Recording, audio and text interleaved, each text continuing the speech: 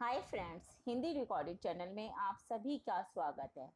दोस्तों, जैसा कि हम सभी जानते हैं कि हिंदी भाषा के विकास के क्रम में बहुत सी बोलियों का प्रचलन हुआ है। असंख्य लेखकों व कवियों ने विभिन्न भाषाओं में अपनी रचनाएं भी की हैं।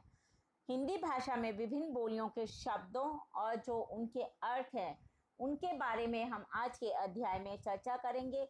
हिंदी भाषा की जितनी भी बोलियां हैं उनमें दोस्तों अलग अलग शब्दों का प्रयोग हुआ है। उन्हीं शब्दों के अर्थ और जो भी अन्य भाषाओं के प्रचलित शब्द हैं इन उनके अर्थ पर आज के अध्याय में हम चर्चा करेंगे। तो चलिए शुरू करते हैं अपना आज का अध्याय और जानते हैं हिंदी भाषा के प्रचलित शब्दों के अर्थों को।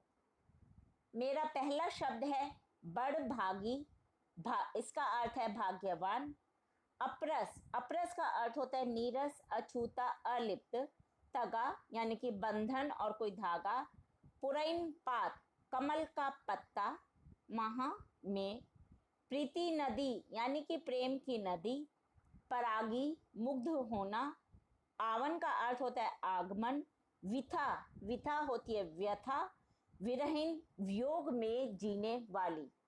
गुहारी, इसका अर्थ होता है रक्षा के लिए पुकारना। उत, उधर या वहाँ। धीर का अर्थ है धैर्य।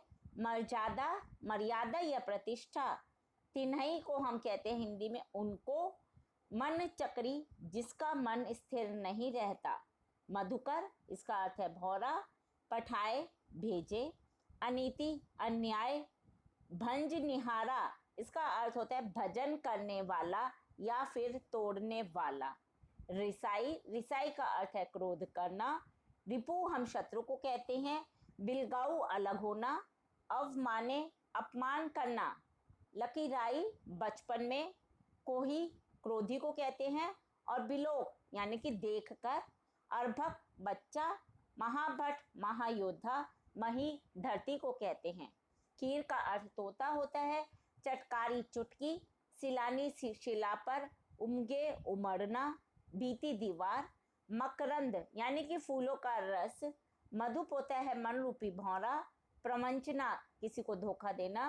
पंथा, राह या रास्ता। धाराधर, बादल। निदाद, गर्मी। आभा, चमक।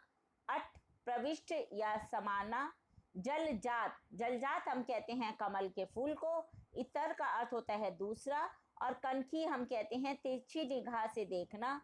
छाया का मतलब है भ्रम या दुविधा। यामिनी यानी कि तारों भरी चांदनी रात।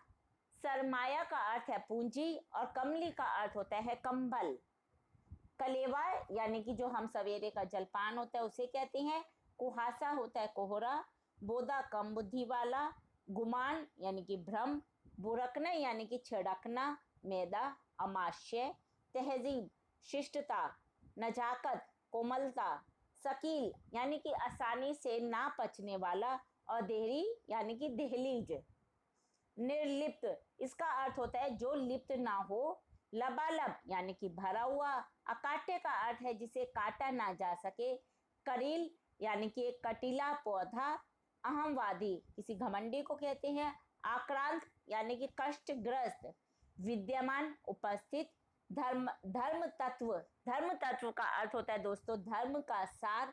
अनर्थ, अर्थहीन या बुरा। प्राकृत, कोई एक प्राचीन भाषा। न्यायशीलता, न्यायशीलता का अर्थ है न्याय के अनुसार कार्य करना। प्रगल्भ, प्रतिभावान। विज्ञ हम कहते हैं विद्वान या समझदार को। सह धर्मचारिणी होती है पत्नी। पीयूष, अमृत कहलाता है। अल्पज्ञ यानी कि थोड़ा जानने वाला। व्यभिचार का अर्थ होता है पाप। किंचित को हम कहते हैं थोड़ा। और मिथ्या हम बोलते हैं झूठ को। नीतिज्ञ यानी कि नीति जानने वाला। मुमानियत, मुमानियत का अर्थ है रोक या मनाही। अपकार, किसी का अहित। रियाज, अभ्यास। श्रृंगी यानी कि सींग का बना कोई वाद्य यंत्र। इबादत, उपासना। श्रुति, शब्द ध्वनि। तिलिस्म, जादू को कहते हैं। अजादारी, मातम करना या दुख मनाना। नैसर्गिक, स्वाभाविक या प्राकृतिक। तालीम, शिक्षा। शिरकत हम कहते हैं शामिल होना को। अनायास, बिना प्रयास के। यानी कि, या दूसरा इसको हम आसानी से भी कह सकते हैं, शीतोष्ण का अर्थ होता है ठंडा और गर्म, मनीषी विद्वान, तृष्णा प्यास या लोभ, अविभाज्य यानी कि जो बांटा ना जा सके, कीर्ति यश, करस्थ हाथ में पकड़े हुए, क्षितिश राजा, वशीकृता यानी कि वश में की हुए। तो दोस्तों ये थे हिंदी भाषा के कुछ अन्य जो भाषाएं हैं उनके शब्द। इसी श्रृंखला को हम अपने अगले अध्याय में भी जारी रखेंगे और जानते रहेंगे जो भी नए शब्द हैं उनके अर्थ। हिंदी भाषा के सभी जो हिंदी भाषा में बोली जाने वाली जितनी बोलियां हैं उनके जो शब्द हैं और उन्हीं के अर्थ को मैंने इन अध्यायों में समेटने की कोशिश की है। आगे भी इसी श्रृंखला को सुनने के लिए आपको मेरे इस चैनल को लाइक और सब्सक्राइब करना होगा। धन्यवाद दोस्तों, आपका दिन शुभ हो।